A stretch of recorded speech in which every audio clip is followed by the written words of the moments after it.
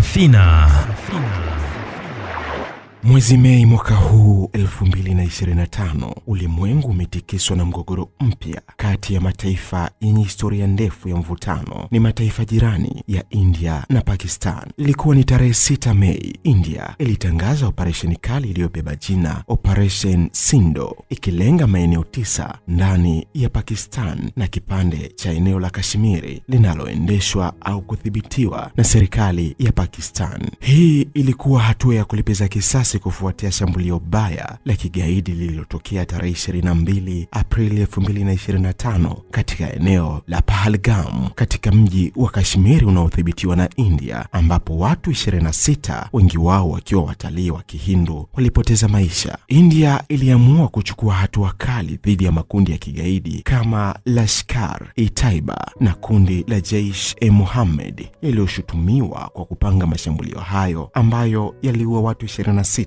katika mji huo, ambapo mashambulizi ya anga na makombora yalifanyika kwa lengo la kuharibu miundombinu ya kigaidi. Wizara ya Ulinzi ya India ilieleza kwamba operesheni hiyo ilikuwa imepangwa kwa uangalifu, isiyolenga kusababisha vita vikubwa. Hata hivyo, taarifa kutoka Pakistan zilidai kuwa mashambulizi hayo yalisababisha vifo vya raia, wakiwemo wanawake na watoto, na kuharibu maeneo ya misikiti na majengo mengine yasiyo ya kijeshi. Karibu, hii ni Safina ya Ain Safi, ambapo hapa tunaangazia ipi chanzo cha mzozo wa India na Pakistan, mataifa jirani katika eneo la Asia ya Kusini. Safina.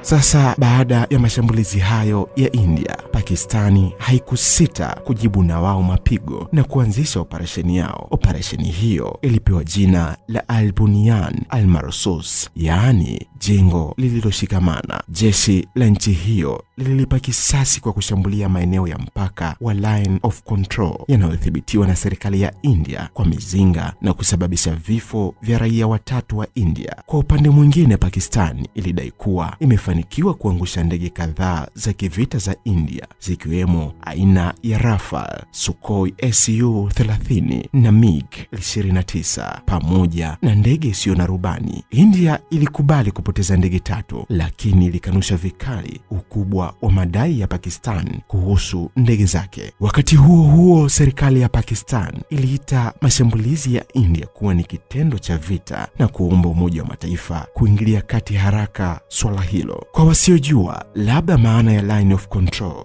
huu ni mpaka uliotengwa kutenganisha mamlaka mbili zinazotawala eneo la Kashmiri zisiingiliane kiutawala. Yaani, wewe tamba mpaka hatua hizi nami nitambe hatua hizi. Ikumbukwe, eneo la Kashmiri ni eneo linalopiganiwa na nchi mbili na hakuna mmiliki rasmi wa eneo hilo, lakini mamlaka ziliamua kukata katikati na kutenganisha ardhi kwa kila nchi, na eneo hilo la upande wa kaskazini likapewa msaada wa uongozi na msaada wa kijeshi wa nchi ya serikali ya Pakistan, na eneo la kusini likipokea misaada na uongozi chini ya serikali ya India. Sasa hili kuondoa mwingiliano wa kiuongozi, wakaweka mstari unaoonyesha mipaka ya kila uongozi unapoishia, ambapo ndipo mpaka huo ukaitwa jina la Line of Control, ambapo hutakiwi kuvuka mstari kwenda kwa mwenzako kwa namna yoyote ile, iwe kijeshi au kiutawala. Lakini mstari huu sio mpaka rasmi wa nchi na nchi, ni zuio tu la kutaka tawala mbili zisiingiliane kwenye eneo moja, kwa sababu eneo hilo bado linapiganiwa na nchi mbili, japo China naye anadai kipande kidogo cha ardhi katika eneo hilo hilo. Na kuna kipindi China na India walitunishiana misuli na vifua, kila mmoja kutaka eneo la Kashmiri. Baada ya hayo yaliyojiri, jamii ya kimataifa ilionyesha hofu kubwa kuhusu hali ya mambo katika eneo la Asia ya Kusini. Katibu mkuu wa Umoja wa Mataifa Antonio Guterres alitoa wito wa kujizuia kwa hali ya juu kutoka kwa mataifa hayo yote mawili. Nayo nchi jirani, Jamhuri ya Kiislamu ya Iran, pia iliwasihi India na Pakistan kushiriki mazungumzo badala ya kuendeleza mgogoro, kutokana na ukweli kwamba mataifa haya mawili yana silaha za nyuklia. Hali ya hofu ilienea kote ulimwenguni, ikionyesha hatari ya vita kubwa zaidi huenda ikatokea.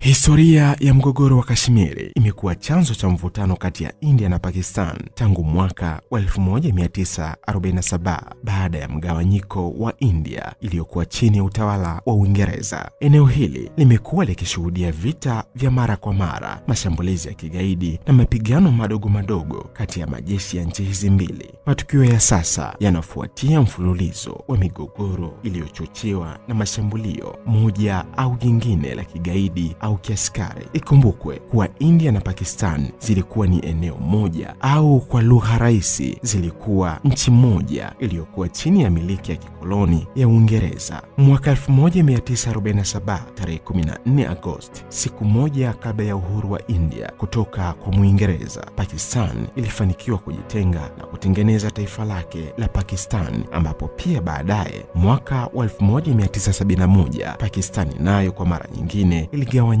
na kuzaa mataifa mawili, yani taifa la Pakistan ambalo pia liliitwa Western Pakistan na taifa la Bangladesh lililokuwa likiitwa Eastern Pakistan, huku taifa mama likiwa ni India. Kisababishi kikuu cha Pakistan kudai uhuru wake kutoka kwa India ni kwa sababu za itikadi za kidini. Maeneo wanayoishi wa Pakistan na wa Bangladesh wa leo yalikuwa yana waumini wengi wa dini ya Kiislamu, huku maeneo ya India yakikaliwa na wakazi wengi wa dini ya Kihindu. Utofauti huu wa kiitikadi za kidini ambao uliathiri maamuzi ya kisiasa ulipelekea Pakistan kujitenga kutoka kwa India na kudai uhuru na kutengeneza taifa lake rasmi la Pakistan iliyokuwa na Western Pakistan na Eastern Pakistan, ambayo baadaye ndio ilitokea Bangladesh. Sasa wakati wa kujitenga, kuna maeneo ambayo ilikuwa ni ngumu kuyatenganisha, na mmoja wapo ni eneo hili la Kashmiri ambalo nchi tatu ikiwemo Pakistan na India kama mahasimu wakuu, na China kwa mbali wakitaka kusimika utawala wao kwenye eneo hilo ambalo linapatikana kwenye milima ya Nepal, unapopatikana mlima mrefu zaidi duniani, mlima wa Everest. Sasa baada ya India na Pakistan kupewa uhuru na kuwa nchi huru, eneo la Kashmiri na maeneo jirani yalikuwa bado hayajakabidhiwa kwa nchi zilizopata uhuru. Waingereza wakazungumza na viongozi wa eneo la Kashmiri na kuwapa machaguo matatu, ambayo ni wachague kujiunga na nchi ya Pakistan au wajiunge na nchi ya India, au wapewe uhuru wao binafsi ili wawe nchi huru kama nchi nyingine, wajitegemee kila kitu. Viongozi wa eneo la Kashmiri wakataka kupewa uhuru ili wajitawale kama nchi huru, ambapo Waingereza wakaridhia. Lakini baadaye wanamgambo wa kikabila waliokuwa na ushirikiano na jeshi la Pakistan walivamia eneo hilo na kutaka liwe chini ya utawala wa serikali ya Pakistan. Baada ya vurugu za hapa na pale, viongozi wa Kashmiri wakaona hapana, tuwe la nazi lishawekwa sukari, hatuwawezi hawa wanamgambo wa Kipakistan. Hivyo wakaenda kuomba msaada wa kijeshi na silaha za kivita kutoka serikali ya India, ambapo wakasaini mkataba na jeshi la India kwenda kusaidia uongozi au utawala wa eneo la Kashmiri, na eneo kwa ujumla lisichukuliwe na wanamgambo wa Kipakistan. India ikaingilia kati na kichapo kikaanza, ambapo mpaka leo hii eneo hilo halijapata miliki halali. India ilimshutumu Pakistani kwa matukio ya kigaidi katika eneo hilo, huku Pakistan ikimshutumu India kwa kufanya mashambulizi ya kushtukiza katika ardhi yake ya Pakistan. Sasa mzozo huu wa India na Pakistan ni moja ya migogoro sugu na ya muda mrefu zaidi katika historia ya eneo la Asia Kusini, na mizizi ya mzozo huo inarudi nyuma hadi enzi za ukoloni wa Uingereza, ambaye alikuwa mkoloni wa taifa la India. Uingereza ilichukua maamuzi na hatua za kihistoria, kwa mfano katika maeneo ya kiuchumi na kisiasa, ambapo yalichochea mara kwa mara migogoro kati ya India na Pakistan, migogoro ambayo imekuwepo kati ya nchi hizo tangu kugawanywa kwa bara Hindi mnamo mwaka 1947. Ninaposema bara Hindi, ninamaanisha ni eneo kubwa la Asia ya Kusini kwenye safu za milima ya Himalaya lenye kilomita za mraba milioni 4.5, kama rasi kubwa sana yenye mfano wa umbo la pembe tatu inayoingia ndani ya bahari ya Hindi, ambayo kwa sasa ndio ina nchi za India, Pakistan,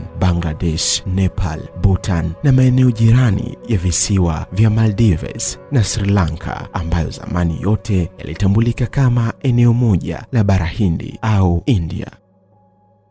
Baada ya uamuzi wa Uingereza wa kuondoka India mwaka wa 1947, uamuzi ambao ulikuja baada ya mapambano ya muda mrefu dhidi ya ukoloni yaliyoongozwa na Mahatma Gandhi, muasisi wa taifa la India, na Muhammad Ali Jinnah ambaye alikuwa ni muasisi wa taifa la Pakistan, mchakato wa kuunda nchi mbili huru za India na Pakistan ulifanyika, suala ambalo baadaye lilichochea mgogoro kati ya nchi hizo mbili ambazo zilikuwa nchi moja, hasa kuhusu kadhia ya Kashmiri na makosa makubwa yaliyofanywa na Muingereza. India iligawanywa katika misingi ya kikoloni katika nchi mbili huru, India yenye Wahindu wengi na Pakistani yenye Waislamu wengi. Hapa waligawanywa kwa misingi ya kidini. Pili ilikuwa ni katika uchoraji wa mipaka na mstari wa Radcliffe bila kuzingatia hali halisi ya kijiografia na kiutamaduni, ambayo hii ilisababisha vurugu kubwa na kupelekea kuhamishwa mamilioni ya watu. Sasa haya yote yalianzia wapi? Ni kurudishe nyuma. Mnamo mwaka wa 1945, serikali ya Uingereza ikiongozwa na waziri mkuu wa wakati huo Clement Attlee iliamua kukomesha utawala wa kikoloni wa India. Ili kusimamia mchakato huu, Lord Louis Mountbatten aliteuliwa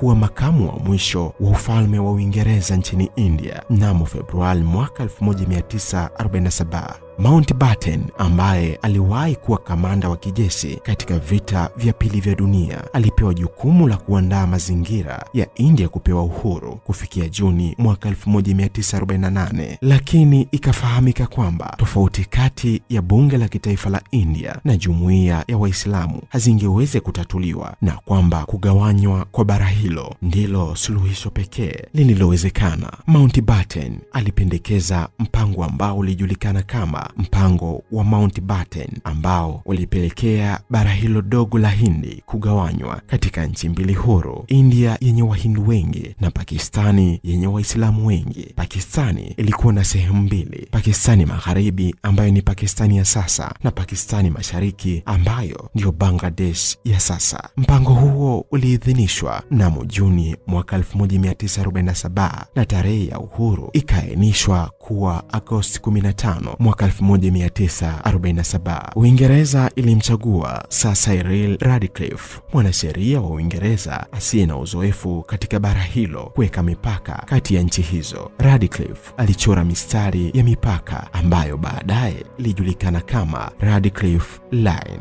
Mistari hii ilichorwa kulingana na wingi wa kidini na iliibua matatizo mengi. Kwa mfano, katika jimbo la Punjab, mji kama Lahore ambao ulikuwa na idadi ya Wahindu, Masingasinga na Waislamu ulipewa Pakistan, na hivyo kusababisha uhamiaji na vurugu. Kashmiri, eneo lenye Waislamu wengi waliotawaliwa na Hindu Maharaja, likawa swala kuu la mzozo. Baada ya Kashmiri kutwaliwa na India mnamo mwaka 1947, vita vya kwanza vya India na Pakistan vya mnamo mwaka 1947 na 1948 vilianza, na hadi leo Kashmiri bado ni eneo linalozozaniwa. Radcliffe hakurejea tena katika bara hilo, na baadaye alisema alijutia matokeo ya matendo yake. Maamuzi yake yalisababisha kuhama kwa takriban watu milioni 12 na vifo vya watu milioni 1 hadi 2 katika ghasia za kidini. Uhamiaji mkubwa zaidi wa kulazimishwa katika historia ulitokea katika eneo hilo. Kugawanywa bara Hindi kati ya nchi mbili huru, India na Pakistan, kunaweza kuchukuliwa kuwa moja ya matukio muhimu zaidi katika karne ya 20 ambayo yalikuwa na matukio makubwa katika bara la Asia na pia kimataifa. Kujiondoa kwa Waingereza kutoka India mnamo mwaka 1947 bila kufafanua muundo mpya wa kitaifa kulisababisha maafa na majeraha makubwa ya kihistoria ambayo bado yanasababisha mivutano na mapigano kati ya India na Pakistan.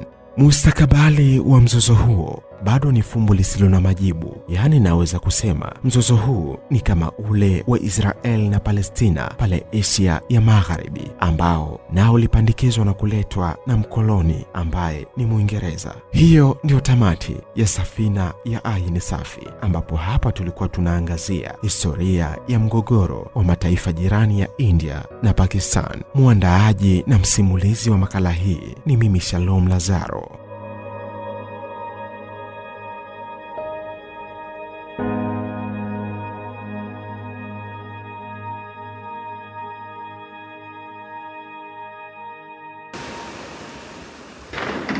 Safina.